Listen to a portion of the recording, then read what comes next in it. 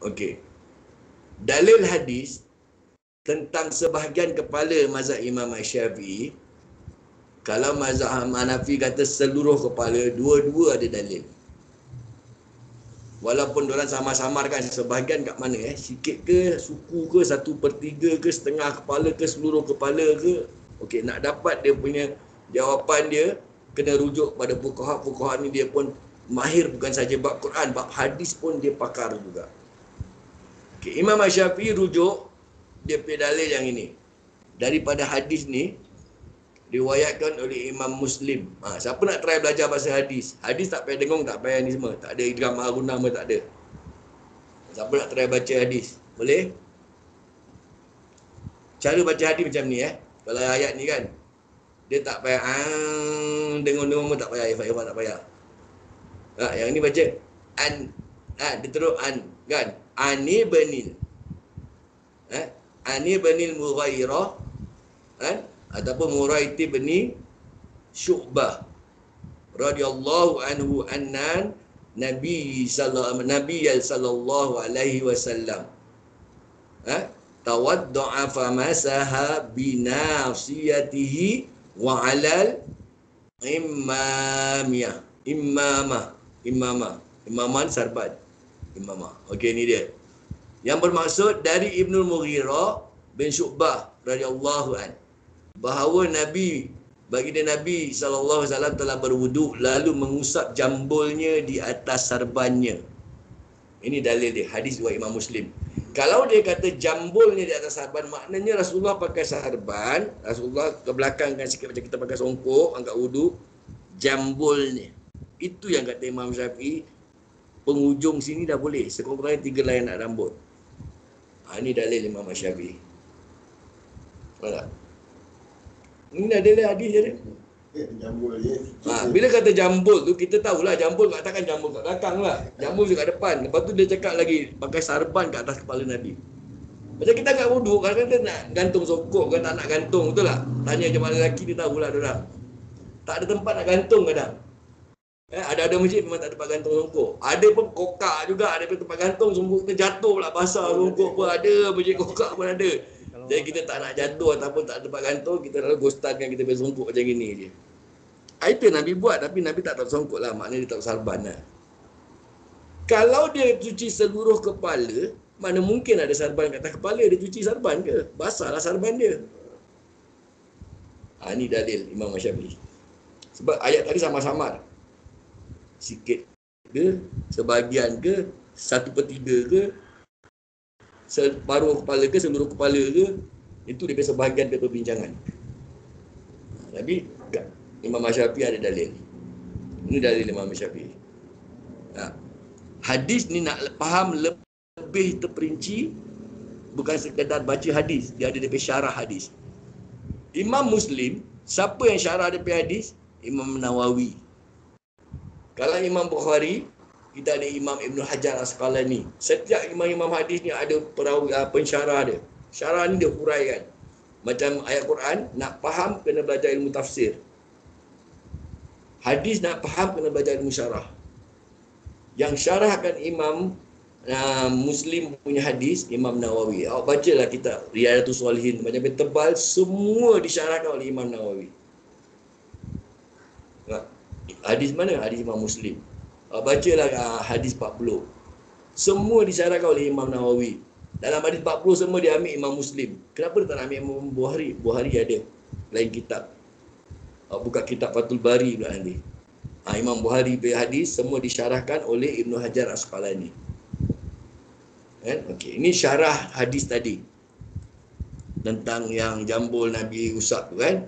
Okey, para sahabat radhiyallahu anhum telah berhujah bahawa istilah mengusap, apa makna mengusap tadi? Usap sikit ke, separuh kepala ke, seluruh kepala usap ke, macam mana?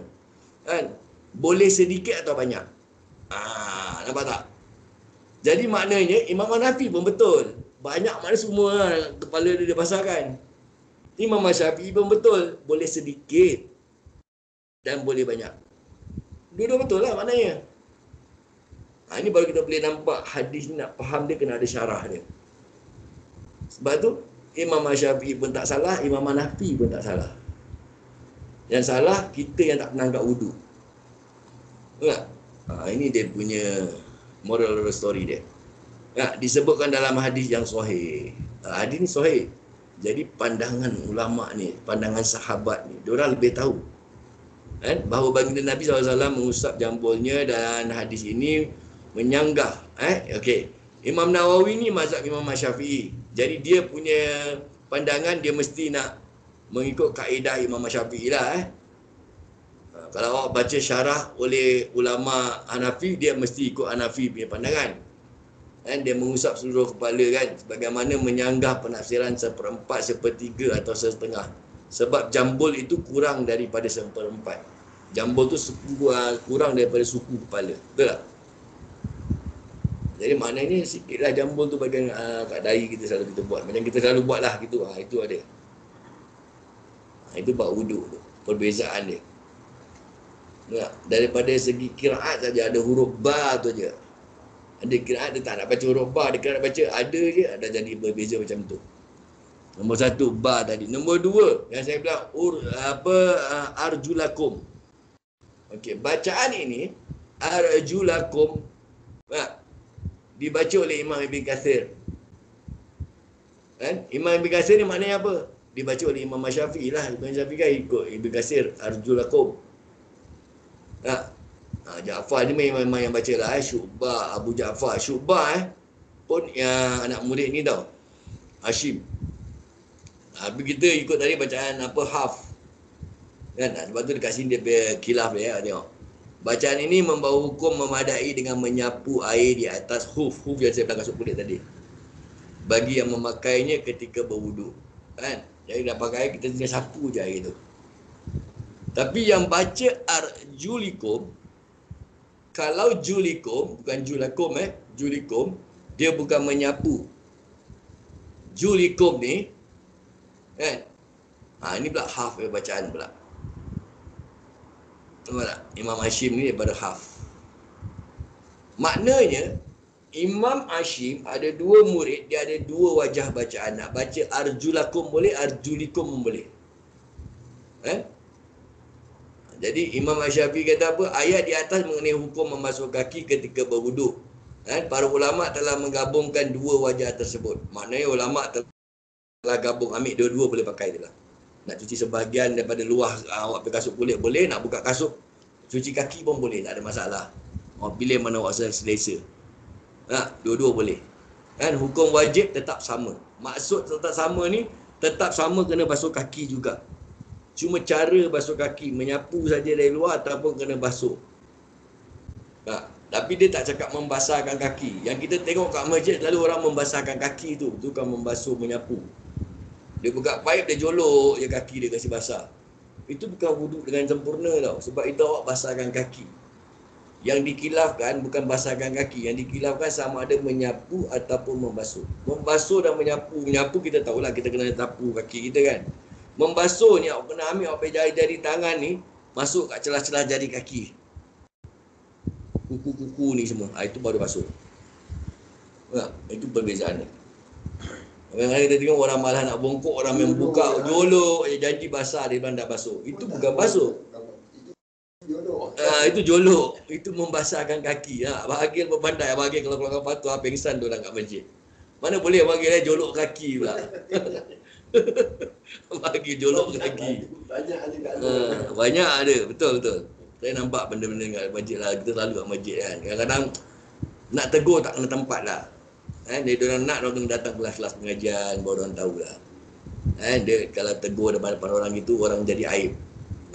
Jadi aib. Saya pun tak nak lah aibkan orang. Mungkin kita anggap dia terlupa lah, senang. Jangan cakap dia tak tahu, cakap dia terlupa lah. Kalau dia nak lebih lanjut, dia kena datang kelas. Sebab tu majlis ilmu ni penting. Dia mengajar kita angkat wuduk dengan cara betul, ajar kita solat dengan cara betul dan sebagainya. Kaedahnya saja berbeza. Sama ada membasuh atau menyapu. Itu saja. Tapi kaki tetap kena basuh. Tetap kena. Cuma kaedah dia, membasuh atau menyapu. Itu saja beza arjulakum sama arjulikum.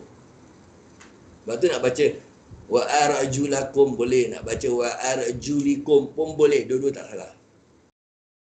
Kan? Jadi itu saja, membasuh, yang satu menyapu. Tapi yang pasti dia tak tulis membasahkan kaki ataupun menjolokkan kaki, tak ada. Nah, jadi kita kena faham bab tu. Dua. Nombor tiga, okey, ni dia bab wuduk. Aula mastumun nisa. La berapa rakaat baca? Hamzah berapa rakaat je? 4 atau 6. Abang Barak. La berapa rakaat? 5, 6.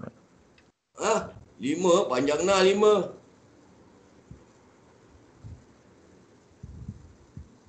Mubarak. Aula la dia ni berapa rakaat? 2 Ustaz. Dua Salah tengok. sahaja. Abang Barak, mana Abang Barak? Ini pun tak boleh ke? Mak Asli jawab. Tapi tak mana? Berapa? Dua. Oh, kau orang cakap 2 pun kau cakap 2. Tadi orang suruh cakap, tak cakap. Aula 2 rakaat. Pasal dia pakai alif kecil ni, ingat tak? Aula mastumun nisa. Ini kiraat yang kita baca. Kiraat Imam Hashim. Ini yang diikut oleh Imam Hanafi. Alif Anjariah tu Imam Hanafi. Imam Syafi'i ikut Ibn Katsir. Ibn Katsir baca tak ada Anjariah. Dia macam gini jadi dia. Aula mastumun nisa. Aula mastumun, dia tak ada. Aula mastumun, tak ada. Dia pergi khilaf dekat alif Anjariah. Kalau dia tulis lam alif macam gini pun aula juga. Kenapa tak pakai lam alif macam gini? Kalau macam gini pilih lam alif dia tulis, dia tak ada khilaf. Disebabkan alif Anjariah inilah jadi khilaf antara Imam Syafi'i dengan Imam Hanafi. Nampak tak beza dia? Kan senang dia tulis lam alif macam gini. Kalau tulis lam alif macam gini, semua dah kata bersetubuh batal. Tak? Sebab ni Hanafi baca gini apa? Panjang. Ini pun panjang. Semua kata bersetubuh batal. Disebabkan dia tulis dalam alif kecil inilah yang menjadikan Imam Syafi'i kata tak batal. Apa Imam Syafi'i kata batal sentuh kulit? Sebab tak ada alif kecil. Kalau alif besar gini, Imam Syafi'i pun tak boleh tolak. Kena pakai panjang juga, aula juga. Yang ini dia tolak, dia pakai pendek sebab kiraat Ibn Katsir baca tak baca alif Anjariah.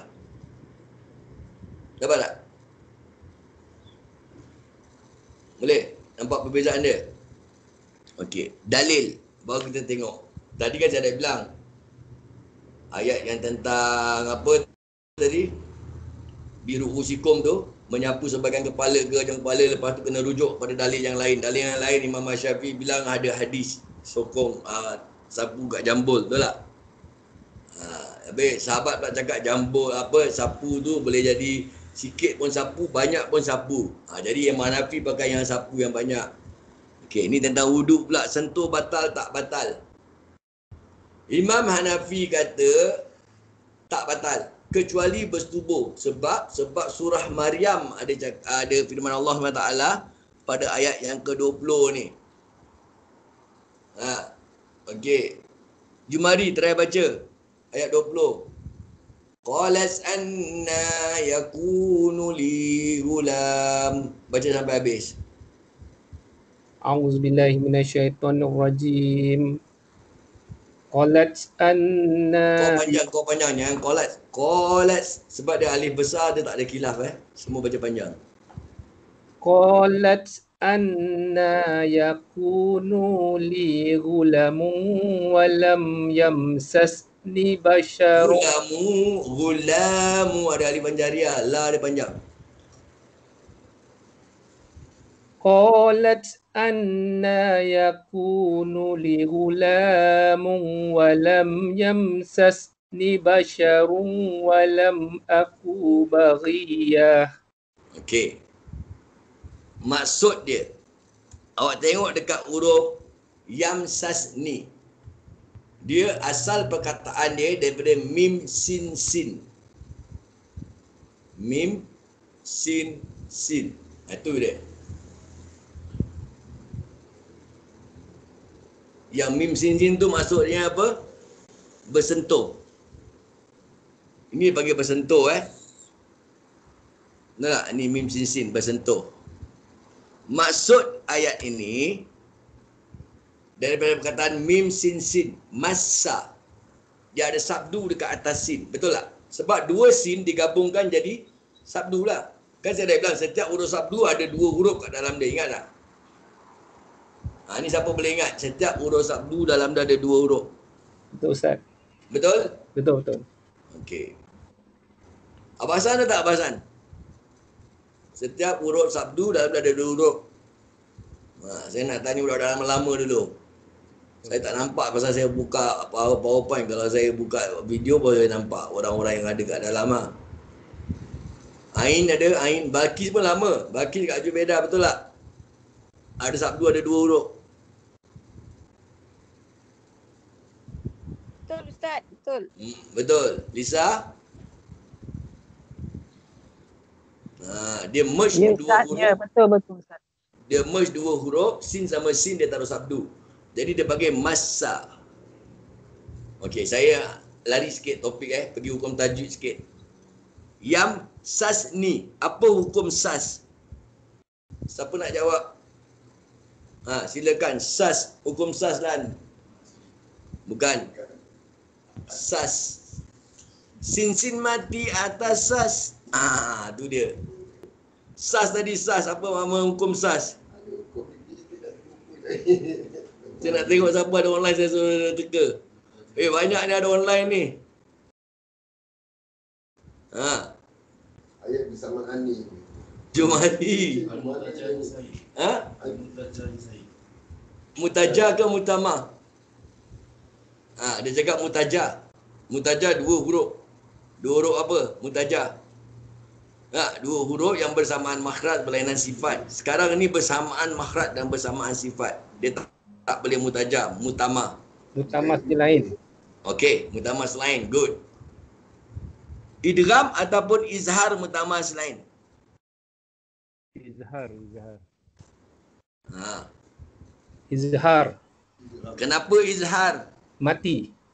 Mati, tak ada tanda sabdu. Kalau sabdu, idgham. Mati, jadi nama dia izhar mutamah silain. Betul? Betul. Okey, belakang dia. Syaghir, kabir, mutlak. Macam tu. Ni dah belajar, jangan cakap tak belajar. Cari dan Abang Agil so cari dia tak penuh. Abang Agil ni pun baguslah datang rumah saya hari ni.